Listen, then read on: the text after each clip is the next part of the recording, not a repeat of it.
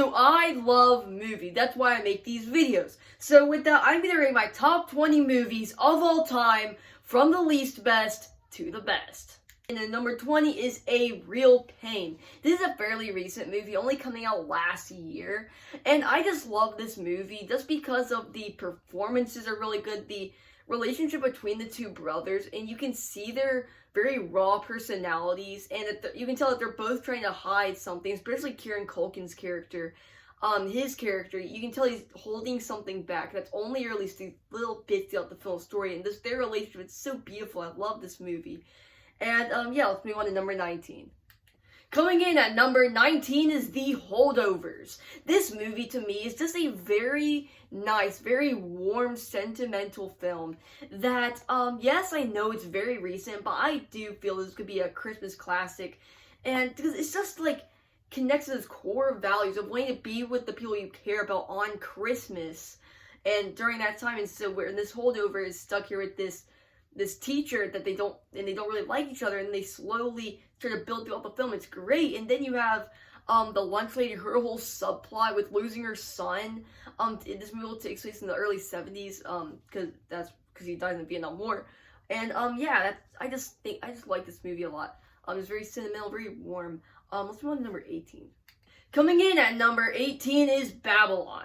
Now, this is not the only Damien Chazelle film on this list, but I just think Babylon is, like, such a great storm, and, like, only Damien Chazelle could make a film like this, where you have so many different aspects of this film all put into one, in this, like, 3-hour long, just pure chaos, to where it doesn't feel overstuffed, and it doesn't feel rushed either. Everything just feels like it's balanced so perfectly, but it's also such a perfect combination of chaos. And then you have the great performances and the great story arcs across the film. Just, yeah, this is one of the reasons Damien Chazelle is one of my most favorite filmmakers. And, yeah, I just think this movie is amazing. Brad Pitt's great. Margot Robbie's great. Everybody's great. Coming in at number 17 is The Menu. This movie is probably my most favorite thriller of all time. One of my most favorite thrillers. Simply because you go into this environment, and here's the thing. I went into this movie when I first watched it. I went into it completely blind. I had no idea what this movie was about when I went into it. When I saw it on Netflix, and I watched it, and I was just like, this movie is great. Showed it to all the people I know, and they're like, oh yeah, this is pretty good and everything. And yeah, I just think the performances are really good. The story's great. You have all these characters, the way it handles them, and I like this movie just because of the thriller aspects of it. It's very tense, keeps you on the edge of your seat. And yeah, let's move on to 16. Coming in at number 16, came out last year, is Joker 2 or Joker Folie à Deux. I love the musical sequences of this film. I made an entire video talking about just how beautiful this movie is. From the cinematography with the musical sequences, the performances are really good. And again, a lot of people didn't like this movie, mainly because of the ending. But actually, I think the ending's pretty good because at the end of the first film, you had the idea of the Joker being born throughout Gotham City, with all these people wearing clown costumes running out into the streets, right? And then in the next film, the idea that Joaquin Phoenix's character is trying to run away from, he ends up being killed by the end of the film. I think that's a beautiful, just full circle arc type moment. And yeah, I think the musical sequences are great. This whole movie is amazing. I love that they made a musical. And I don't really care for musicals that much, but when it's done right, I absolutely love them. And yeah, that's gonna be very evident on a few more spots up. But yeah, let's move on to number 15. Coming in at number 15 is The Meyerowitz Stories New and Selected. Now, this movie is just a really great movie. And then you have Adam Sandler and Ben Stiller, who are these two brothers that are kind of estranged but are reuniting once their father becomes sort of sick. And Adam Sandler isn't, like, trying too hard to be funny like he is in kind of his late stage comedy films, like in the 2010s and everything. This is just a really great story. Ben Stiller and Adam Sandler definitely carry most of this movie, even though all the performances are really good.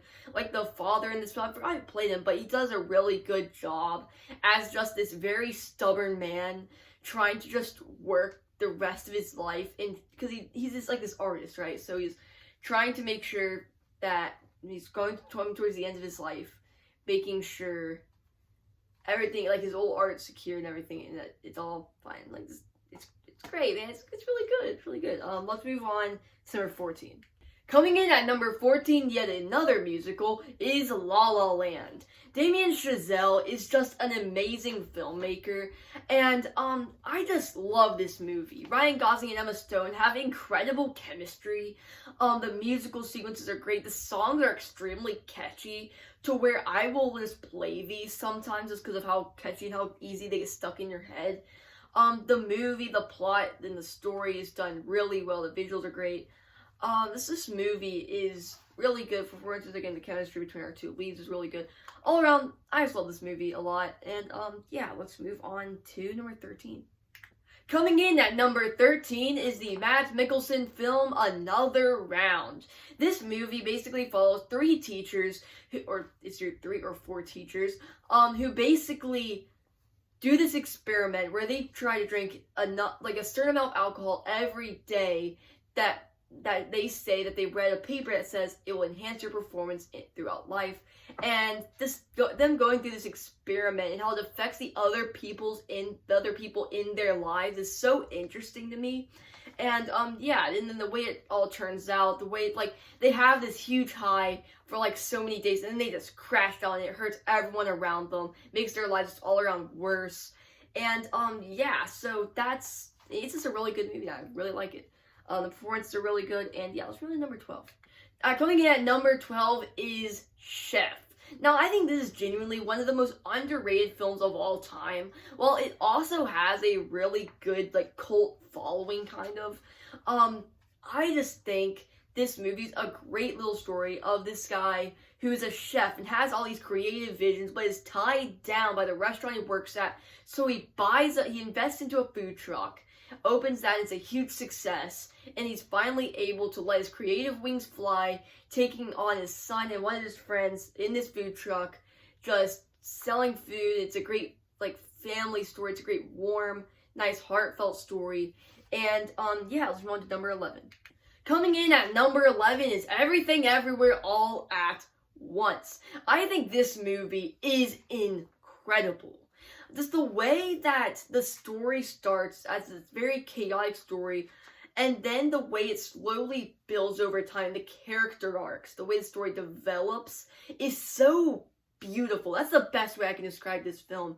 It's tremendously beautiful with incredible performances. Ke Huy Quan is great in this. Ke Huy Quan's one of my most favorite actors. He's just charming in every role he's in. And yeah, just a very beautiful story. This develops over time, and just the characters. It's Everything Everywhere All at Once. All of it is beautiful. Let's move on to our top 10. Making our way into the top 10 is The Thing. Just a really great thriller that did the plot so well that video games and movies have been copying it to this day. And then you have the tremendous visual effects, which are so good because they did them for real. They didn't just use some cheap cheap CGI slop. They did them for real, so they're not dated. And then you have the characters who are all really interesting, and you have the plot again so good that several games and movies have been copying it up to this point, because nobody has been able to do that plot device better than they did in The Thing. It all started with The Thing, and it's all around a really great film. Let's move on to number 9. Coming in at number 9 is Gran Torino. Now, this movie follows Clint Eastwood and his character, who, after losing his wife, a family is living across the street that is Korean. It's not really specified, but other people on the internet have assumed it's just Korean just because of different aspects throughout the film. But he learns to kind of let down his guard, and they both kind of grow together. This family and this bitter man who have just now lost his wife. They both got this family and then this old man just kind of grow together. It's just a really good story. And yeah, let's go on to number 8. Coming into number 8 is Love Hurts, featuring Ke Huy Quan. Now, this movie is just a really great Valentine's Day martial arts film. So while you have that great martial arts and Ke Huy Quan's very charming performance, you have the backdrop of Valentine's Day, which leads to a bunch of really funny comedic moments and a lot of really sweet, emotional moments. And yeah, just a really great action film with Ke Huy Quan, and everybody loves Ke Huy Quan. So yeah, let's move on to number 7. Coming into number 7 is The Dark Knight. I feel like everybody knew this was coming. This is just a really amazing superhero film. This is a very great Batman movie where you have all the performances which are top notch with Christopher Nolan's amazing directing and amazing story. And yeah, it just really showed what comic book movies could be. Now, this was the same year the MCU came out, so this was a very important year for comic book movies in 2008, where you had The Dark Knight, just basically redefining what a comic book movie could be, and then you had Iron Man, which also did that and set a whole new course for superhero movies. But The Dark Knight is a very big part of that. It's just a great movie altogether, with great action, great story, great performances, and that little touch of Christopher Nolan that makes everything better. Let's move on to number 6. Coming in at number 6 is Indiana Jones and the Dial of Destiny. Now, you might be thinking, you're gonna have Dial of Destiny on here, but not any of the other Indiana Jones films. Well, hey, just you wait, okay? But Indiana Jones and the Dial of Destiny, when it came out, that was my first, and it's gonna be my last Indiana Jones film seeing when it came out in theaters. Now, I've seen the re-releases of, like, Raiders of the Lost Ark in theaters and Last Crusade and all that, but I've never seen the build up to an Indiana Jones film releasing in theaters, watching the trailers as they come out and everything. Like, I've never had that experience. I was born in 2011, so I was 3 years late to Kingdom of the Crystal Skull, and even several years late to the original 3 in the 80s. So just all around, getting to see the Indiana Jones film opening night in theaters with my body literally shaking, I was so excited. This experience I'm never gonna forget, and I just love these movies. I love how it's a great send-off for the character, a great emotional stuff. It might not have a whole lot of action, but it's not about the action. It's just about Harrison Ford creating this beautiful send-off to this character with James Mangold at the helm. And yeah, let's move on to number 5. Coming in at number 5 is the ultimate Christmas movie, Die Hard. Just an all-around great action film that even if you don't think it's a Christmas movie, even if you don't watch it around Christmas time, you can still definitely appreciate how great the performances here are. And here's the thing, it's not even about the performances though, it's just the action and Bruce Willis's impeccable charm and comedic timing when he is going up against these terrorists in this building, and just working his way through them with a whole bunch of great Christmas moments put here and there. It's all around just a really great story, and let's move on to number 4. Making our way into the top 4 is Thank You for Smoking. Now, this movie is just a really great film about this lobbyist who works for a cigarette company that basically has to travel around convincing people that cigarettes are a pretty good thing. You know, they're pretty good. You know, you should smoke them and stuff and promote us. When at a time when there was very much scrutiny around smoking, kind of when it was just all starting to get exposed for how bad it was, because obviously smoking is a horrible thing, big shock. But this was really around the time that it started to be shown how bad it was, and everything. So yeah, just a really great story with a lot of different twists that really leaves you thinking at the end of the film. And yeah, let's move on to our top 3. Coming in at number 2 is Captain America: Brave New World. This is probably the most recent film on this list, coming out on February 13th.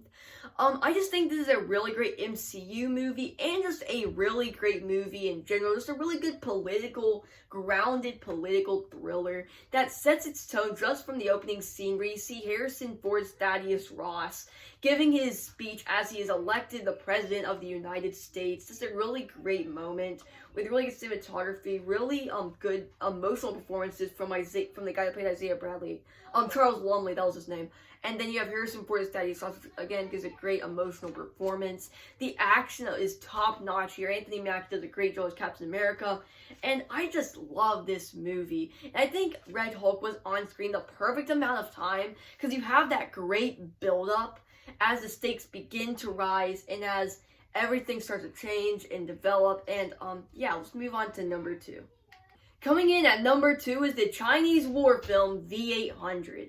This is basically during the Battle of Shanghai when a group of 800 soldiers gets held up in a warehouse and is forced to defend themselves basically on the border of this war. And this is just a really great, very tense film with a lot of really great character moments. And it doesn't glorify warfare. It shows the horrors of it in graphic detail. And yeah, I think that's about it for number 2. Let's move on to number 1. And coming in at number 1, my most favorite movie of all time is Raiders of the Lost Ark, aka the first Indiana Jones film, aka my most favorite Harrison Ford film, aka my most favorite movie of all time, aka my most favorite Steven Spielberg film, aka in my opinion the best action film of all time, aka features my most favorite movie character of all time, aka just an amazing movie, okay? This movie just has a really great, very simple story. And then you have Harrison Ford, which has impeccable charm in this movie and great chemistry, with Marion. This Indiana Jones and Marion is great combination with a bunch of great characters going on this incredible action movie journey about this archaeologist looking for the Ark of the Covenant and going up and fighting the Nazis, aka the worst group of people on Earth, just fighting the Nazis. Just a very good common goal. Yeah, just a amazing film, my most favorite movie of all time. I dropped the thing I was supposed to end the video. Where'd it go? Okay, it's fine.